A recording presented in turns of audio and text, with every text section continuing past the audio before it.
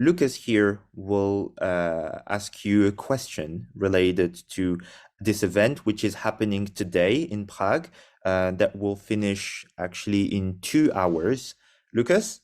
Alberto director of the think tank, the UK and the Changing Europe, actually expressed his fears today that the European political community would be nothing more than a talking shop. So I was wondering, what are your predictions in regards to this summit? What do you make of it institutionally in regards to the European Union? Is there something tangible that could come out of it policy-wise? Thank you very much. Thank you, Lucas, for your question regarding this novelty in the multilateral governance of the world, which is the European political community. It is probably too early to judge it and to actually come to terms to his own raison d'etre and to his own potential. My initial take as an observer is that it's probably a bad answer to an excellent question, which is what do we do with European integration beyond the 27 member states? I think the enlargement question has been pending for a long time. You might still remember President Sarkozy at the time vetoing Turkey after 15 years of association status and after almost 40 years of customs union. So the enlargement issue has been pending for too long, and I'm not sure that the European political community per se provides an answer which is meaningful for the future of enlargement.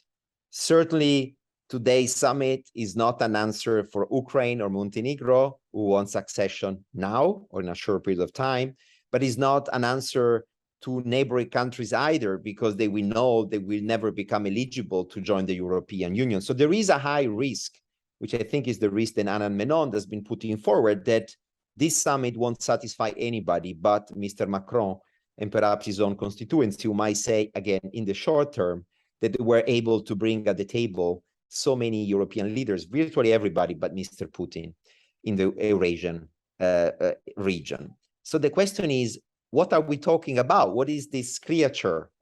Is it yet another forum for having geopolitical conversation?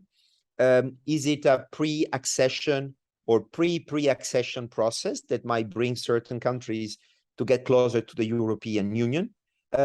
Is it a new neighborhood policy that established clarifying that these countries will never become fully member as we know it today, but it will be in a sort of second or even third circle of European integration? I think all these are open questions, and they are legitimate questions that won't find necessarily an answer at the end of the summit. When you look at the format of the summit, it reminds me a lot the typical European workshop we organize when we put together supposedly leaders coming from different sectors, and we give them different teams to talk, to get to know each other. The goal is not really to agree on anything, but the goal is to bring them together. In other words, the process is probably more important than the outcome. And that's where I see value in this exercise.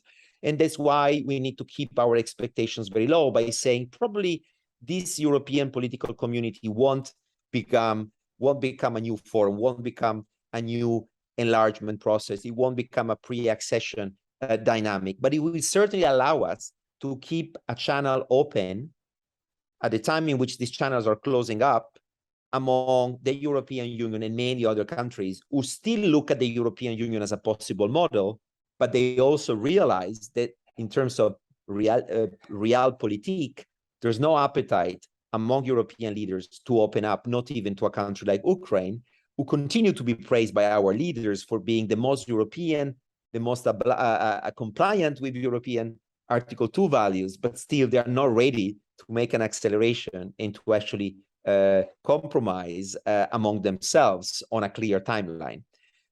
So the jury is still out. I'm not going to throw out the baby out with the baby water. I think it's an interesting idea, but it's the only one. So again, we live in a world in which we are pretty much affected by a crisis of imagination. How is it possible that hundreds, if not thousands, of people working in think tanks, in academia, they cannot come up with better ideas, more sophisticated idea than just bringing people around the table to discuss about energy and other geopolitical issue for a couple of days in Prague today. It sounds a bit, you know, the easy answer to a very complex question, and that's why I'm not sure it's the good one.